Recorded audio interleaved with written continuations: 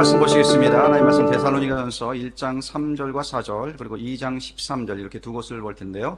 우리 1장 3절 4절은 제가 읽고 2장 13절 말씀 우리 다 같이 한 목소리로 우리 봉독하겠습니다. 먼저 1장 3절 4절 있습니다. 너의 믿음의 역사와 사랑의 수고와 우리 주 예수 그리스도에 대한 소망의 인내를 우리 하나님 아버지 앞에서 끊임없이 기억함이니 하나님의 사랑하심을 받은 형제들아 너희를 택하심을 아노라. 함께 있습니다. 이러므로 우리가 하나님께 끊임없이 감사함은 너희에게 들은 바 하나님의 말씀을 받을 때 사람의 말로 받지 아니하고 하나님의 말씀으로 받음이니 진실로 그러하도다. 이 말씀이 또한 너희 믿는 자 가운데서 역사하느니라. 아멘.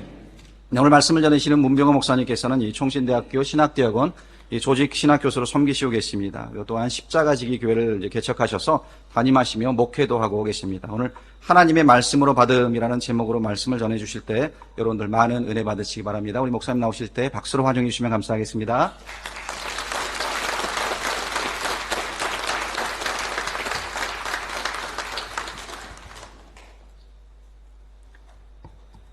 여러분 반갑습니다. 지금 먼 곳에 또 이렇게 귀하게 우리 또 담임 목사님 또 그리고 우리 문수헌 목사님 아시죠 여기에? 두 분 다 제 제자입니다. 오늘 어떤 말씀으로 또 우리 평소에 목사님 또 귀하게 말씀 전하시고 또 하실 텐데 제가 불쑥 나타나서 무슨 큰 은혜의 말씀을 전하겠습니까 하면은 또 부흥사경에 참 우리나라의 평양 대부흥, 원상 대부흥 그 전통이 사경의 전통인데요. 사경이라는 것이 다른 게 아니라 말씀을 자세히 살펴서 그 말씀을 붙들고 기도하는 그 가운데 한국교회가 부흥이 있었고 또 삶의 변화가 있었습니다. 항상 부흥이 있는 곳에 먼저는 성도의 기쁨이 생기고요. 그리고 소망이 생기고 그러다 보면 자연히 기쁨이 또 소망이 넘치면 남에게 베풀거든요. 그러다 보면 이제 사랑이 넘치고 또 내 삶이 바뀌고 그게 이제 한국 교회의 유례 없는 120년 전에 그러한 부흥의 일이었습니다. 저는 평소에 항상 기도하면서 막연히 남미에 대한 생각을 했었습니다. 왜 그런지 모르겠지만 제가 지리 시간에나 파타고니아 그런 거 들어봤고 했지만 알겠습니까 남미에. 그럼 뭔가 이곳에 사는 분들은 착할 것이다. 그런 생각이 들고 뭔가 이 광활하고 그리고 또 순수하고 그런 면이 있지 않습니까? 제가 여기 와서 오늘 목사님께도 잠깐 말씀을 드렸는데 저도 미국에서도 공부했고 또 영국에서도 공부한 적이 있고 또 제네바에서도 또 공부한 적이 있고 한데요. 아르헨티나 부에노스아이레스 제가 많은 곳을 가보지 않았지만요. 칼라파테 이번에 엊그제 다녀왔거든요. 여러분 못 가보신 분도 계시던데 보니까 제가 대신 다녀왔습니다. 그래서 이제 칼라파테가 너무 좋더라고요. 빙하 모레노 빙하도 좋지만은 그 평원이 저는 너무 좋더라고요. 평원이 간혹 소도 있고 참 이래서 참 이 아름다운 곳이구나. 이쪽을 그렇게 아름답다고 하는구나. 그런 생각을 했습니다. 그래서 여기 아르헨티나 이제 한 2, 3일 있게 됐는데요. 지금까지 선진국이다 여기가. 우리나라보다 이쪽이 선진국이다.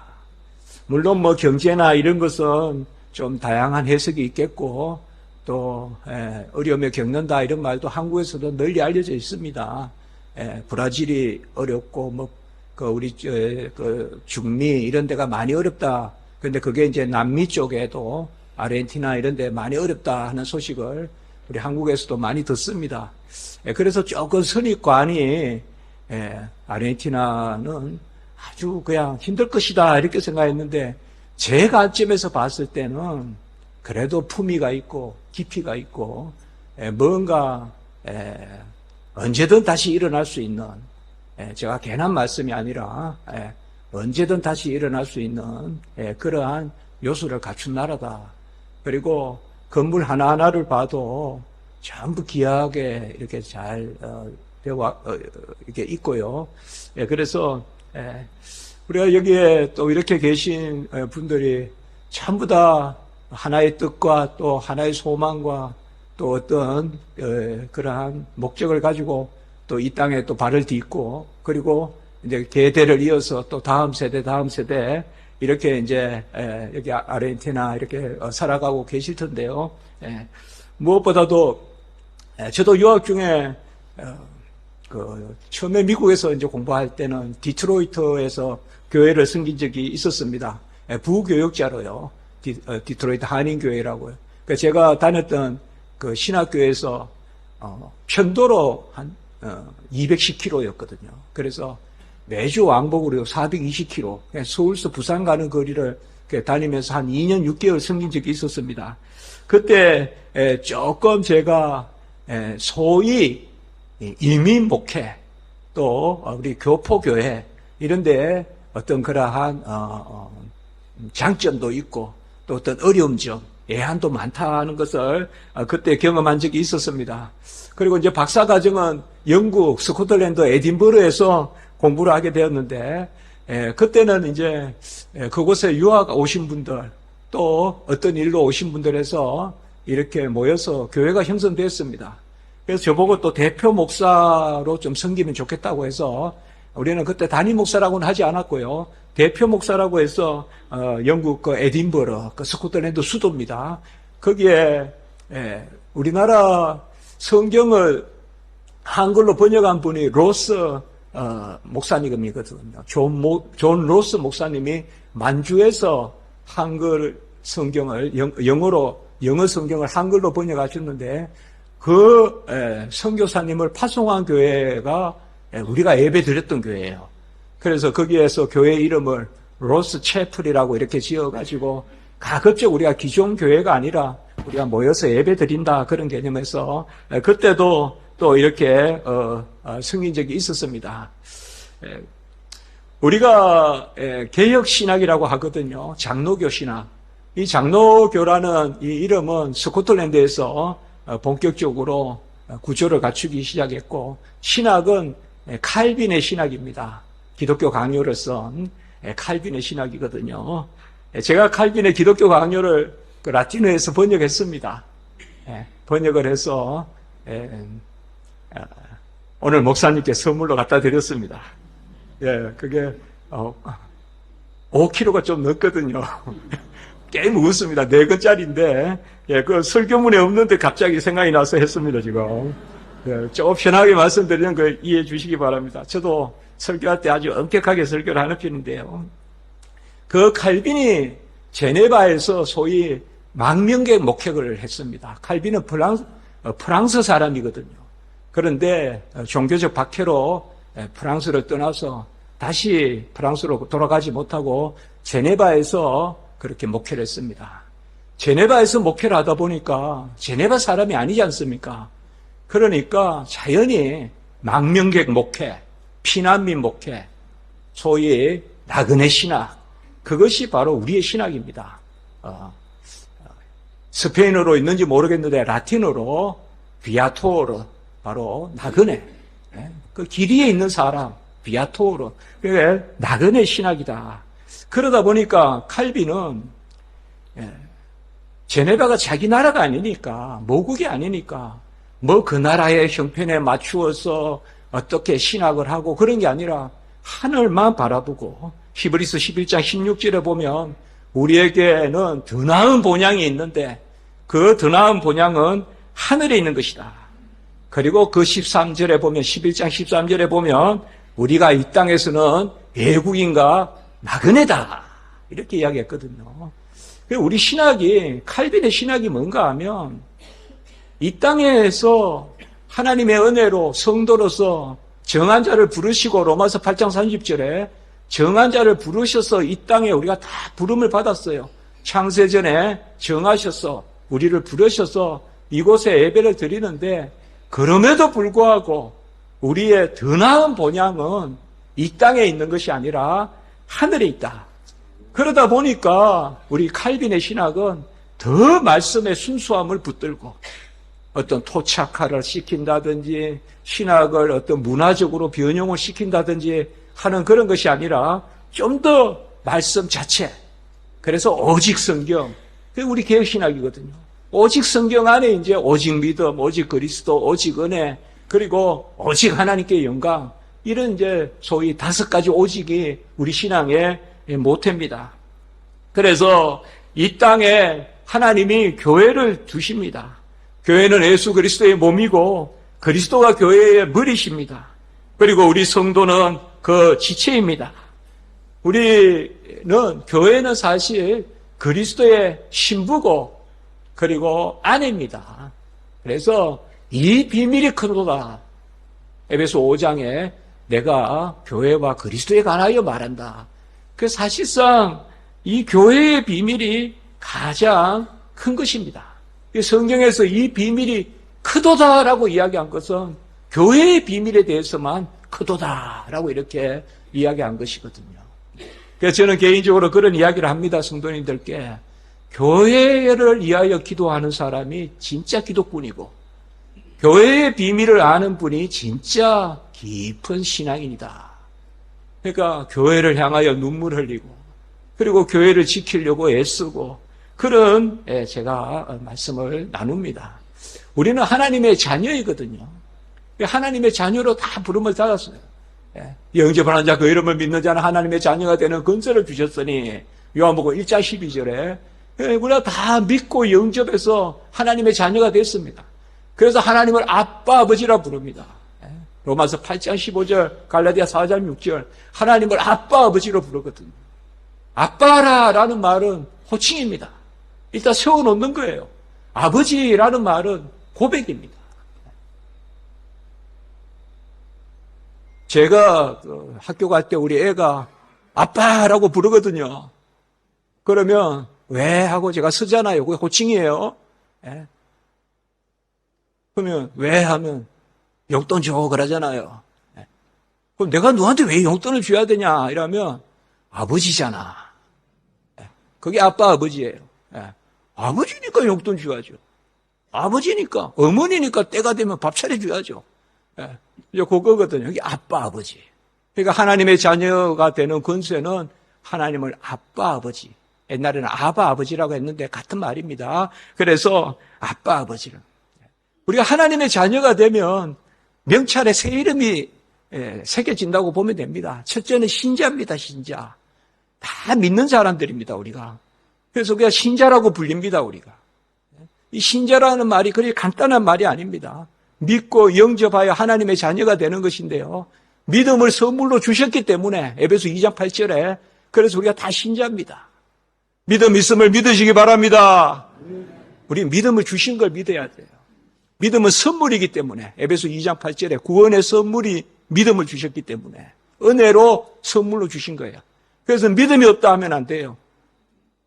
내에게서 나온 게 없다 그러면 겸손이지만 하나님이 주신 것을 없다 그러면 그거는 감사치 않음이에요. 배은망덕이에요. 그래서 우리가 믿음 없다 그러면 안 돼요. 믿음 있다라고 해야 돼요.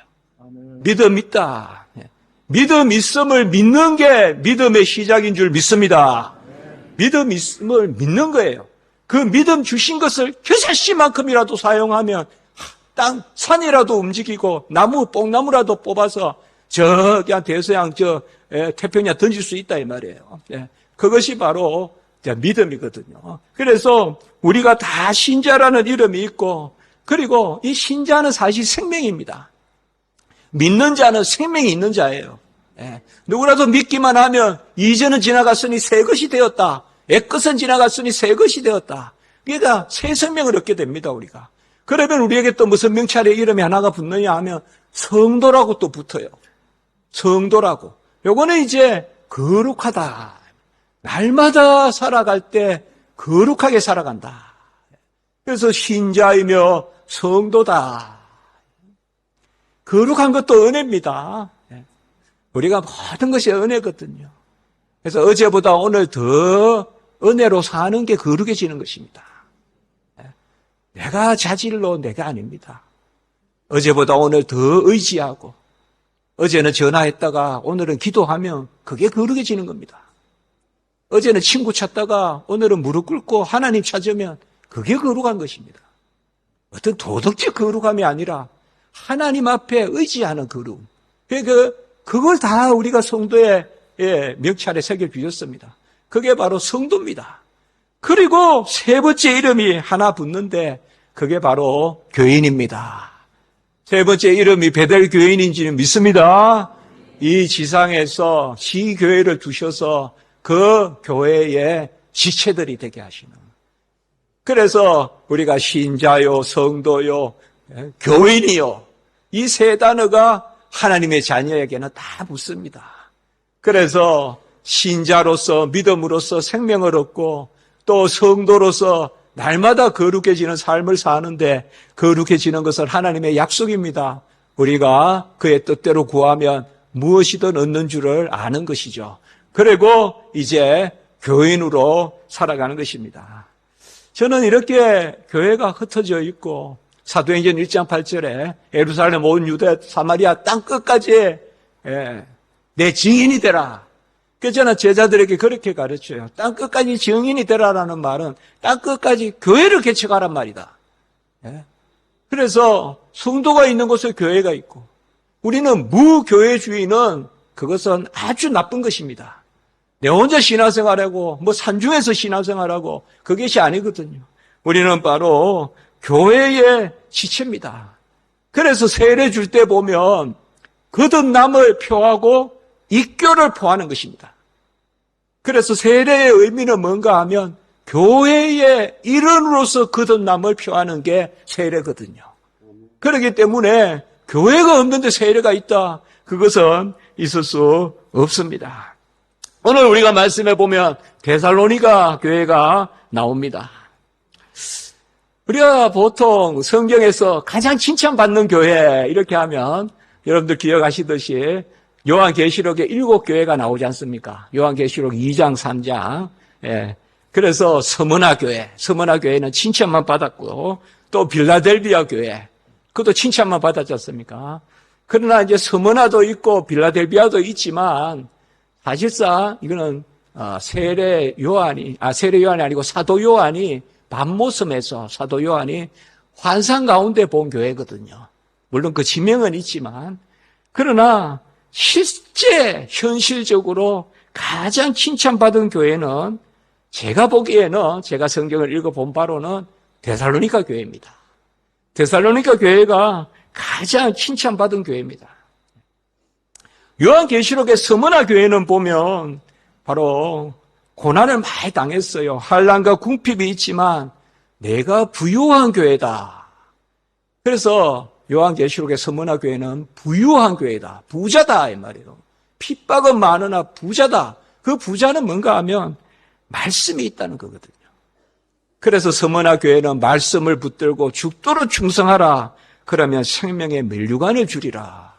이게 이제 서머나 교회라면 빌라델비아 교회는 바로 다윗의 열쇠가 있으니 열면 닫을 자가 없고 권세를 주신 거예요. 그리고 인내의 말씀을 지켰으니 바로 면류관을 빼앗지 못하리라. 사실 요한계시록에도 가만히 보면요. 서머나 교회나 빌라델비아 교회가 가장 칭찬을 받았는데 두 교회의 공통점이 뭔가 하면 다 하나님이 면류관을 씌워주신다고 약속하셨고 그리고 공통점이 뭔가 하면 환난과 핍박이 있었지만은 인내의 말씀을 붙들고 참은 거예요. 그게 성도의 삶의 핵심이 그게 있습니다. 아멘! 말씀을 붙들고 꼭 참는 거예요. 인내의 말씀이 빌라델비아 교회에 있다. 그 말씀의 권세가 있으니까 열면 닫을 자 없고 닫으면 열 자 없고 그게 바로 교회의 권세거든요. 이러한 말씀의 권세가 사실 요한계시록에 특별히 칭찬만 받은 이 두 교회에 나타난다면 데살로니가 교회도 바로 그런 칭찬을 이 데살로니가 교회는 바로 현실적인 교회지 않습니까? 사도 바울이 2차 전도 여행 때 2차 구라파 그 선교 때 바로 그 첫 성이 빌립보 성이고 그 다음에 교회를 개척한 곳이 바로 이 데살로니가 교회입니다. 이 데살로니가 교회는 바울과 실라와 디모데가 생겼습니다. 물론 그 주역은 바울이고요. 그리고 돕는 실라와 디모데와 함께 데살로니가 교회. 사도행전에 우리가 17장에 보면 이 데살로니가 교회는 사도 바울이 이제 빌립보에서 사실 쫓겨가다시피 하지 않습니까? 감옥에까지 갇히고, 그래서 바울과 실라가 그 감옥 안에서 찬송하고, 그래서 옥문이 열리고 창고 풀리고, 그래서 이제 나오지 않습니까? 그리고 이제 간 곳이 이 데살로니가 교회인데, 데살로니가 교회에 가자마자 뭘 하는가 하면 해당에서 3주간 가르쳤다. 그렇게 나옵니다. 해당에서. 그 유대인 해당이 데살로니카에 있었는데요. 뜻을 풀어 그리스도가 죽고 살아나야 될 것을, 그리스도가 죽으신 것과 그리스도가 다시 살아나신 것, 바로 그 그리스도의 죽음과 부활을 그 데살로니가 교회에서 가르쳤어요. 자세히 풀어서, 뜻을 풀어서 가르쳤습니다. 데살로니가 교회에서. 그래서 이 데살로니가 교회는 헬라인들이 많이 믿고, 그 당시에 헬라인들은 우리가 이방인들이라고도 하는데요. 헬라인들이 많이 믿고, 그리고 기부인들도, 그러니까 유대인들도 많이 믿고 헬라인들도 많이 믿고, 유대인들은 오히려 좀 박해를 했는데요. 헬라인들의 무리들이 많이 믿고 적자는 바로 기부인들이 믿었다. 그래서 이 데살로니가 교회는 뭔가 하면 처음에는 작게 시작했습니다. 야손의 집. 그러니까 소위 우리가 말하는 가정 예배같이 시작했습니다. 이방에서 가정 예배같이. 그런데 말씀은 넓게 전했습니다. 저는 이 아르헨티나를 잘 모르지만 우리 베델교회가 넓게 말씀을 전하시기 바랍니다. 집에서 예배를 드리더라도 해당에서 말씀을 가르쳐서 헬라인들, 기부인들, 그때 기부인들은 대체로 왕족의 아내들이거나 통치자의 아내들, 그런 사람들입니다. 로마 통치자들의 아내, 그런 사람들이 교회에 몰려들었다는 것입니다. 그것이 바로 데살로니가 교회입니다. 핍박이 있었고 유대인들은 막 불량한 자들을, 한마디로 오늘날로 말하면 깡패 같은 사람들을 동원해가지고 막 그냥 핍박을 했는데, 그 가운데 아까 우리 장로님 기도 잘 하셨지만은 어려운 가운데 교회가 자라는, 칼빈도 그 이야기를 했거든요. 야자수 밑둥을 쳐야 키가 자란다. 여기도 그런 나무들 많이 있습니까? 칼라파테 가보니까 막 하렵수가 요새 그는 또 가을이라고 하더라고요. 지금 막 혼동이 옵니다, 지금. 제가 불과 지난주에 봄이었는데 여기 지금 가을입니다, 지금. 뭐 혼동이 옵니다, 혼동이. 지금 가방이 뭐 보니까 전부 옷인데요.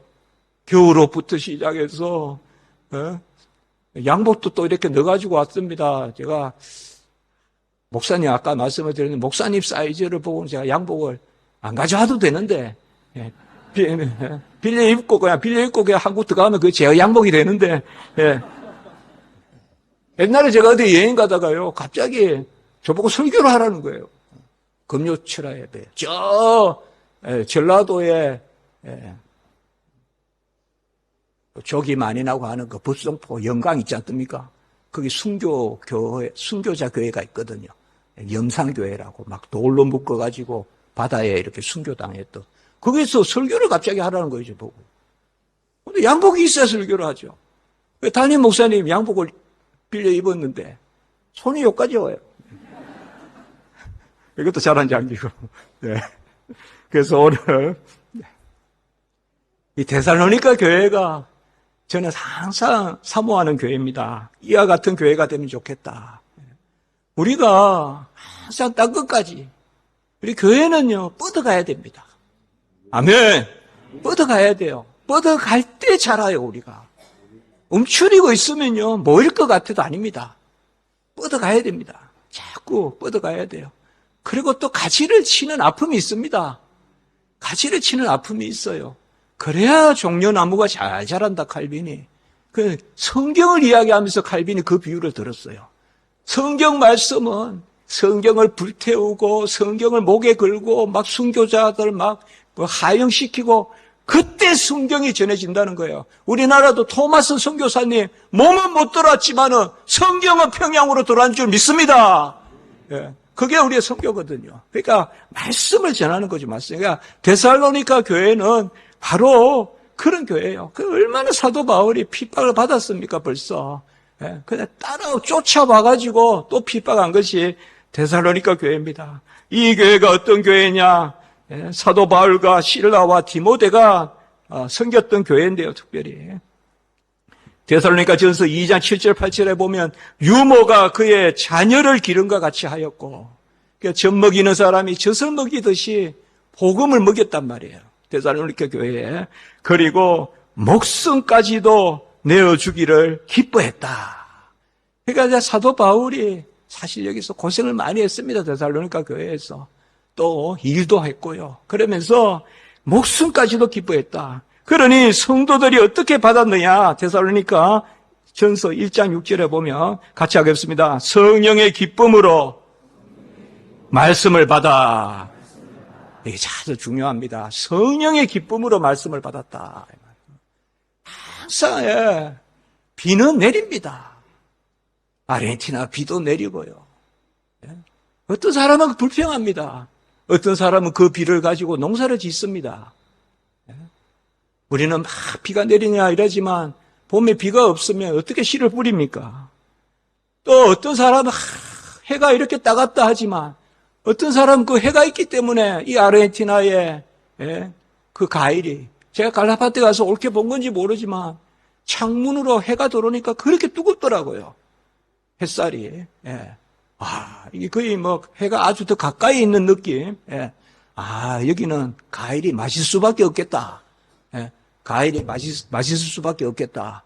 그런 생각을 했거든요. 우리가 말씀을 기쁨으로 받아야 됩니다. 기쁨으로 받아야 돼요. 나를 찌를 때도 기쁨으로 받아요. 기쁨으로. 왜요? 내가 거룩하니 너희도 거룩하라. 나는 너희를 거룩하게 하는 하나님이라. 무슨 말인가 하면 항상 하나님은 명령을 하실 때 이미 약속을 하세요. 신이 저기 홍해를 건너라고 명령할 때 이미 홍해를 밤새 동풍을 불어서 마르게 하셨어요. 여리고 이스라엘 백성이 무너뜨린 거 아니지 않습니까? 하나님이 무너뜨린 거예요. 하나님이 말씀으로 우리에게 명령하실 때 그것이 말씀이 쓰라릴 때도 있지만 기쁨으로 받으면 나에게 큰 열매가 될 줄 믿습니다. 그래서 모든 믿는 자들의 본이 되었다라고 이야기하고 오늘 말씀에 보면 세 가지로 데살로니가 교회가 칭찬을 받습니다. 같이 합니다. 믿음의 역사, 사랑의 수고, 소망의 인내. 우리가 고린도전서 13장 13절에 보면 믿음, 소망, 사랑은 항상 있을 건데 라고 했지 않습니까? 믿는 자에게 항상 믿음이 있고 소망이 있고 사랑이 있는데요. 데살로니가 교회는 이 세 가지로 다 칭찬을 받았다는 것입니다. 첫 번째는 믿음의 역사로 칭찬을 받았습니다. 오늘 말씀에. 믿음의 역사가 뭡니까? 예수를 믿고 말씀을 믿고 믿는 대로 된다. 그 역사가 일어났다는 것입니다. 우리 베델교회도 믿는 대로 되는 역사가 일어나기를 주님의 이름으로 축복해 봅니다. 믿음의 역사가 있어야 됩니다. 그 믿음의 역사는 뭐 크게 바다가 갈라지고 뭐 나무가 그냥 갑자기 뽑히고 그게 아니더라도 가장 큰 역사는 내 삶의 기쁨, 내 안에 빛이 가득한 역사, 어둠이 일체 몰아가고 저는 항상 기도할 때 빛이 꽉 차게 해주십시오. 우리가 빛의 자녀잖아요. 빛의 갑옷을 입었잖아요. 말씀의 생명이 있고 생명이 사람들의 빛이라. 요한복음 1장 4절. 말씀의 생명이 있고 생명이 사람들의 빛이라. 그 빛이 임하고 그 빛을 우리가 영접했잖아요. 참 빛이 임하고 사람들은 영접하지 않는데 영접하는 자 그 이름을 믿는 자는 우리는 영접했단 말이에요. 그래서 첫 번째는 믿음의 역사가 일어났습니다. 오늘 제가 이 말씀을 준비할 때는 이러한 좀 소원을 가지고 이번 주에 또 부흥사경에도 있는데요. 저는 이 베델교회에 믿음의 역사가 일어나기를 축복합니다. 믿는 대로 될 줄 믿습니다. 그 믿음의 역사가 있습니다. 믿음의 비밀이 있습니다. 그 믿음의 비밀은 믿음의 말씀으로 로마서 10장에 있지만 그래서 두 번째는 사랑의 수고가 있었습니다. 우리가 하나님의 말씀을 믿으면, 믿음은 말씀을 믿는 거고 그리스도를 믿는 거거든요. 그러면 이제 사랑하게 됩니다. 그 어떤 사람은 나는 사랑의 은사는 못 받았고, 그러면서 맨날 얻어만 먹어요. 아이고, 저 집사님은 사랑의 은사를 받아가지고 저 집사님이 돈 내야 된다 그래요. 있어요. 우리 교회의 어느 장로님은 사랑의 은사가 넘쳐서 저 장로님이 돈 내면 돼. 여러분, 사랑, 희락, 화평, 오래 참은 자비, 양선, 충성, 온유, 절제, 갈라디아서 5장 22절에 나오는 성령의 열매는 9가지 열매라고 말하지만 사실 단수입니다. 한 가지 열매. 한 가지 열매에 9가지 맛입니다. 다 가지고 있다는 뜻입니다, 우리가. 사랑, 희락, 화평. 사랑이 제일 먼저 나오잖아요. 사랑의 은사 받은 줄 믿습니다. 사랑해야 됩니다. 베풀어야 돼요.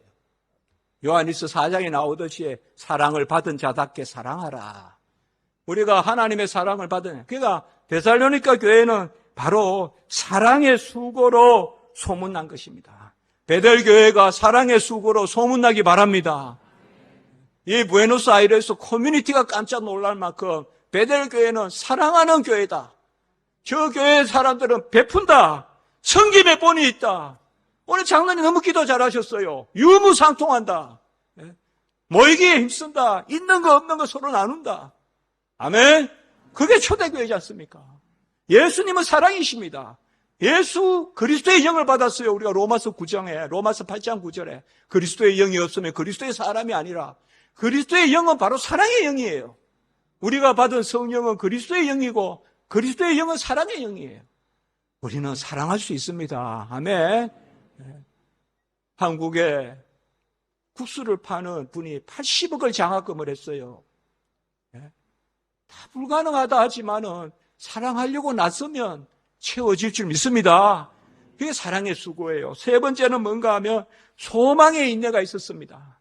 이게 참 중요합니다. 우리가 소망을 좀 조금 무시하는 경향이 있는데 아닙니다. 칼빈은 기독교 강요에서 그리스도인의 삶이 뭐냐? 자기를 부인하고 십자가를 지고 주님을 쫓는 삶, 마태복음 16장 24절, 그것에다가 하나를 덧붙였습니다. 미래를 묵상하며 자기를 부인하고 십자가를 지고 주님을 쫓는 삶이다. 우리 성도님들은 미래의 소망이 있어야 될 줄 믿습니다. 과거 지향적이면 안 됩니다. 과거는 은혜의 영역이고 현재는 믿음의 영역이고 미래는 소망의 영역이에요. 그래서 미래의 소망이 우리 가운데 있어야 됩니다. 과거에 매여 있지 마십시오. 과거는 돌이킬 수가 없습니다. 돌이킬 수 없는 싸움은 과거 때문에 일어나는 거예요. 친구끼리도 부부끼리도 과거형으로 싸우면 어떻게 해결이 안 돼요. 평생 극장 한번 데려간 적 있냐 이러면 어떡하냐 어떻게. 어떻게 해요 지금. 다시 그 옛날 가서 극장 데려갈 수도 없고. 그런데 여보 내년에 산티아고 한번 갈까요? 그거 가지고 싸우진 않아요. 미래 가지고 싸울 거예요? 아니라고. 아, 그럴까? 그럼 또 열심히 돈 벌고. 예? 그냥 미래는 열려 있는데, 여러분, 과거 다 잊어버려요. 봄에는 봄의 썰알인 거, 여름엔 여름의 썰알인 거, 가을엔 가을의 썰알인 거, 겨울엔 겨울의 썰알인 거. 어떻게 보면, 제가 감히 말씀드립니다. 이곳에 이렇게 애국생활, 저도 유학 때 간혹 한 번씩 들리는 소리를, 말씀을 들어보면 외국에 20년, 30년을 살아도 정이 안 붙는다. 그런 것도 미국에서도 들어봤고요. 여러분들 많이 힘든 이들이 얼마나 많습니까? 그러나 과거를 부여안고 미래의 소망을 가지시기 바랍니다. 미래의 소망. 제가 아까 괜한 말씀이 아닙니다. 지금 아르헨티나 저력이 있는 것 같아요. 제가 보니까. 간단한 나라가 아니에요, 이 나라가. 그래서 옛날에 5대 강국까지 들었다는 게 괜히 있었던 게 아니다. 조금만 정신 차리고 좀 정치도 괜찮고 뭐 제가 잘은 모르지만 그러면 이 나라는 다시 또 그런 생각을 해봅니다. 누가복음 21장 19절에 너희 인내로 너희 영혼을 얻으리라고 했습니다. 우리가 소망이 있으면 참습니다. 농부는 열매가 익을 때까지 참습니다. 온유한 자가 땅을 기업으로 얻는다 그랬지 않습니까? 사실 부자는요, 성질 급한 사람은 부자 없어요. 온유한 사람이 바로 오래 참는 사람이에요. 오래 참는 사람은 어떻게 해서 오래 참느냐? 때를 기다리는 겁니다. 아멘? 소망이 있어야 됩니다, 소망이. 소망이 있는 사람은 때를 기다려요. 그래서 너희 인내로 영혼을 얻으리라. 바로 온유한 자라는 말이요. 온유한 자가 복이 있나니 땅을 기업으로 얻는다. 온유한 자란 말이 오래 참는 자라는 뜻이거든요. 그게 바로 소망 가운데 참는데 어떻게 소망 가운데 참느냐? 한 가지밖에 없어요. 같이 합시다. 하나님을 믿고 말씀을 붙든다. 말씀을 붙들어야 소망이 있습니다. 절대 내 마음으로는 소망 안 됩니다. 그리고 내가 소망거리입니다. 같이 합시다. 이렇게 한번 쳐봅시다. 내가 소망거리다. 내가 소망거리입니다. 하나님이 우리를 그가 너로 인하여 기쁨을 이기지 못하시니 우리를 너무 기뻐하셨어요. 기쁨을 이기지 못한다고 했어요. 내가 감사거리고 내가 소망거리고 내가 기쁨거리예요. 같이 합니다. 내가 소망거리요. 내가 감사거리요. 내가 기쁨거리다. 그래야 항상 기뻐하고 범사에 감사해요. 데살로니가 전서 5장 16절에서 18절 항상 기뻐하라. 쉬지 않고 기도하라. 범사에 감사하라. 어떻게 항상 기뻐하고 어떻게 범사에 감사합니까? 내가 나된 것으로 기뻐해야 됩니다. 내가 천국 갈 거 아닙니까? 내가 하나님이 기뻐하시는 하나님의 자녀 아닙니까? 기뻐하십시오. 좀 어려운 일이 있더라도 이겨내십시오. 그게 바로 소망입니다. 그래서 기쁨 가운데 아까 나왔잖아요. 기쁨 가운데 말씀을 받는다. 성령의 기쁨 가운데 말씀을 받는다. 느헤미야가 성벽 지을 때 힘들었어요. 막 사마리아 사람들 막 하고 너희들은 뭐 그냥 여우가 올라가도 성벽이 다 무너진다 하고 막 그랬어요. 그리고 한 손에는 병기를 들고 한 손에는 또 연장을 들고 성벽을 지었어요. 한번 생각을 해보겠어요. 칼을 오른손에 안 들었겠습니까? 왼손으로 벽을 바른 거예요.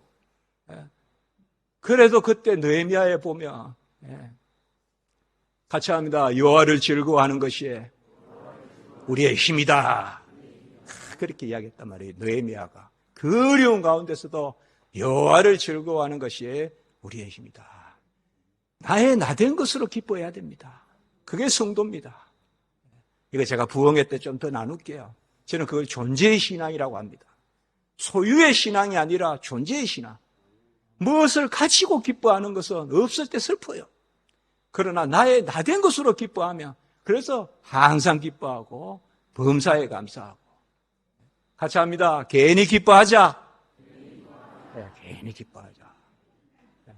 아침에 일어나거든 괜히 기뻐하자. 100%가 괜히 기쁘면 조금 오해받아요. 그러나 한 3분의 1 정도 괜히 기뻐하세요. 너무 이거 뭐 울어야 될 때도 웃고 이러면 조금 오해받아요. 그러나 괜히 기뻐. 이스라엘 백성은 괜히 불평했어요. 그거 싫어요, 하나님이. 괜히 기뻐하시기 바랍니다. 얼마나 기쁩니까? 자, 설교가 좀 길어졌는데 3분 만에 끝내겠습니다. 벌써 집에 가시고 싶은 마음들이 얼굴에. 근데 다음 순서가 있다고 해서 제가 빨리 마치는. 오늘 중요한 건 이겁니다. 자, 빨리 할게요. 바로 2장 13절입니다. 우리 목사님께서 같이 잘 읽었습니다. 어찌 이 세 가지의 소문이 났냐 이 말이에요. 어찌 믿음의 역사, 사랑의 수고, 소망의 인내, 이 가장 칭찬받는 교회가 되었느냐. 그것은 다른 것이 없습니다. 강단에 하나님의 말씀을 사람의 말이 아니라 뭐로 들었다?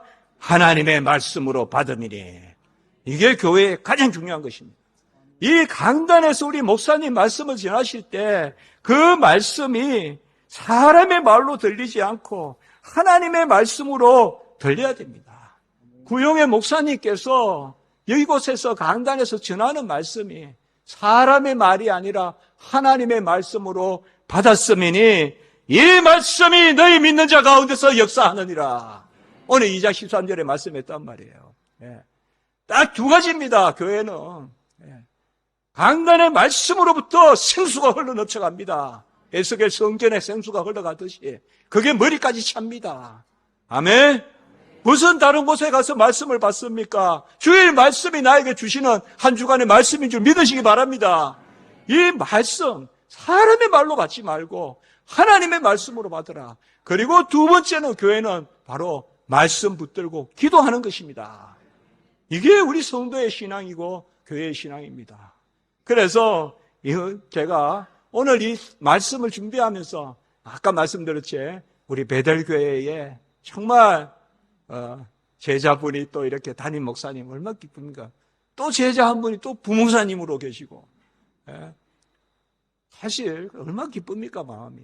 참 기쁘거든요. 그래서 제가 축복하는 의미에서 오늘 말씀을 전했습니다.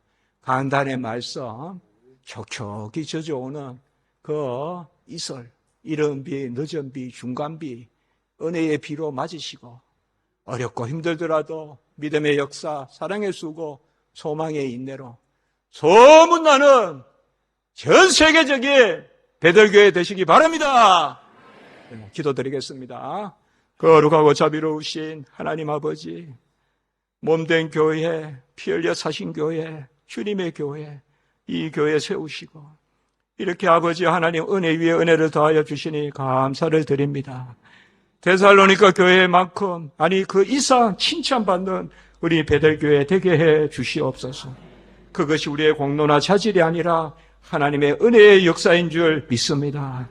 우리 담임 목사님 특별히 신은의 강건함을 더하여 주시고 붙들어 주시고 울며 기도하는 그 기도 제목마다 응답하시고 모든 것을 형통케 하시며 또 우리 성도님들 장로님이야 모든 분들 위해 함께해 주시옵소서.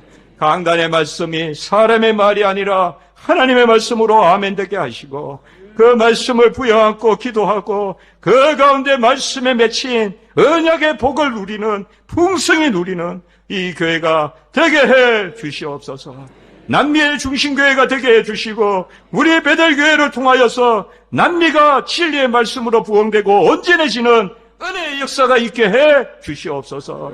주 예수 그리스도의 이름으로 기도드리옵나이다. 아멘.